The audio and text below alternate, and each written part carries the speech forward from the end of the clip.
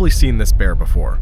Blocky, shiny, standing in luxury stores next to Dior, Chanel, or even Kanye's sneaker drops. But what if I told you this toy, made of simple plastic, sells for the same price as a car? We're talking about Bearbrick, a collectible that turned from a niche Japanese toy into a $100,000 art icon. So how did a tiny plastic bear become a luxury status symbol? And what's the secret formula that made grown adults line up like it's a supreme drop? Let's rewind. It all started in Japan in 2001. A designer named Tatsuhiko Akashi founded a company called Medicom Toy. His goal? Create collectibles that blurred the line between toys and art. The very first Bearbrick was incredibly simple. No color, no fancy design. It was just a bear-shaped version of the classic Lego figure, standing 7 centimeters tall. In fact, the name Bearbrick literally comes from bear plus brick, a nod to its Lego-style blocky body. At first, no one thought much of it.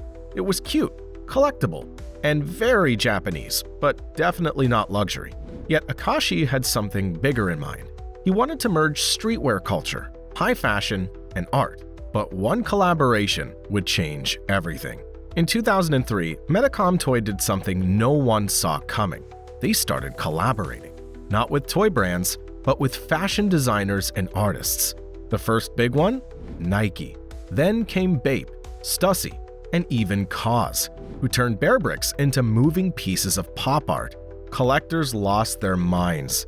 Suddenly, Bearbricks weren't just toys, they were limited edition art drops. Each Bearbrick had a story, a collaboration, an artist, a statement. You didn't just buy one, you collected culture. Imagine explaining this to your parents. Yes, Mom, I just spent $2,000 on a tiny bear because it has Bape camo on it. The brilliance of Bearbrick lies in its formula. Limited supply plus luxury collaborations plus perfect display value. Every Bearbrick drop was intentionally scarce. Some editions were made in runs of just 100 pieces worldwide.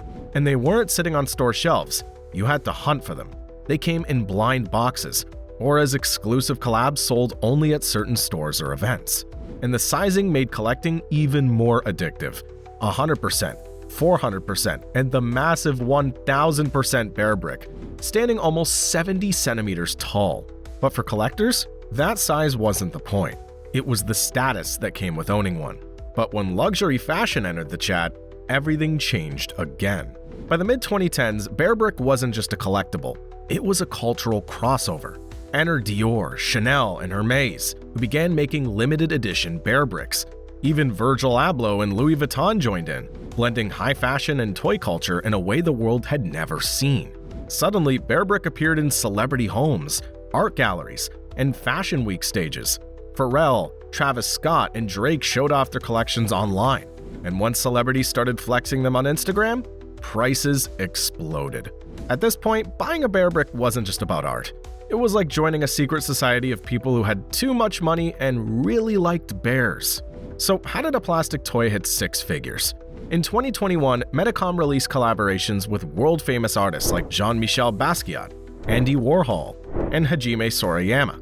Each drop blurred the line between collectible and fine art. Some Bearbricks were even plated in real chrome or gold leaf. But the moments things went truly insane was at the auctions. At a Sotheby's Hong Kong auction, a Hajime Sorayama chrome Bearbrick, famous for its mirror finish and futuristic curves, sold for nearly $160,000. That same year, another ready-made ex-Bape ex-Medicom Toy 1000% Bearbrick went for over $120,000 at a Phillips auction. Then came the wooden masterpieces. Medicom's collaboration with Japanese furniture brand Karamoku, each handcrafted from natural oak, rosewood, or walnut. One of these, a Karamoku x Mastermind Japan Bearbrick, sold for $150,000, proving that even wooden versions of this plastic bear could break 6 figures. And the craziest part? Some weren't even tied to famous artists. They just became rare enough, or got flexed by the right celebrity, to skyrocket in value overnight. Collectors started treating Bearbricks like stocks. Buy low, flex hard, and hope someone richer wants it next month. And that's when everyone realized Bearbrick wasn't a toy anymore. It was an asset class.